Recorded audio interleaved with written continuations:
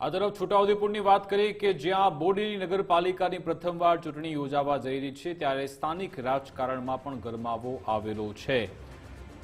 ઢોકલિયા, બોડેલી, ચાચક, અલી ખેરવા, જાખરપુરા જેવી 5 ગ્રામ પંચાયતના વિલીનીકરણ બાદ અસ્તિત્વમાં આવી નગરપાલિકા જ્યાં પ્રથમવાર સત્તા મેળવવા ભાજપ અને કોંગ્રેસ એડી ચોટીનું જોર લગાવી રહ્યા છે। ખાસ કરી વોર્ડ નંબર 6 માં ભાજપની પેનલ સક્રિય દેખાઈ રહી છે તેવું કહેવું છે સ્થાનિકોનું। ભાજપના ઉમેદવારો જિગ્નેશ અગ્રવાલ, જૈનબબેન ખત્રી, મહેશભાઈ બારિયા, શર્મિષ્ઠાબેન બારિયા સમર્થકો સાથે મતદારોના દ્વારે પહોંચ્યા અને મત આપવા માટે અપીલ કરી હતી। બીજી બાજુ કોંગ્રેસ પણ પોતાની પરંપરાગત વોટ બેંક સાચવવા પ્રયત્નો કરી રહી છે। પ્રથમવાર નગરપાલિકાના પ્રતિનિધિઓ ચૂંટવા માટે મતદારોમાં ભારે ઉત્સાહ છે।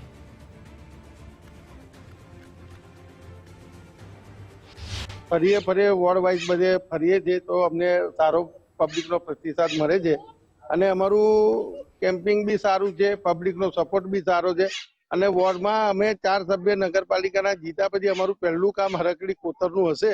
પહેલા સ્ટેજ પર હરકડી કોતરનું કામ કરવામાં આવશે। મારી સાથે યુનુસભાઈ મોહમ્મદજી ખત્રી પણ મારી પેનલમાં ઉતરેલા છે અને અમે બંને જ્યારથી ફોર્મ ભર્યું છે ત્યારથી અત્યાર સુધીમાં જ્યાં જ્યાં અમારો સોસાયટી આવે છે ત્યાં જઈ રહ્યા છે, જનસંપર્ક કરી રહ્યા છે અને જ્યાં પણ જઈએ છીએ ત્યાં લોકોનો અમને ખૂબ સારો પ્રતિસાદ મળી રહ્યો છે।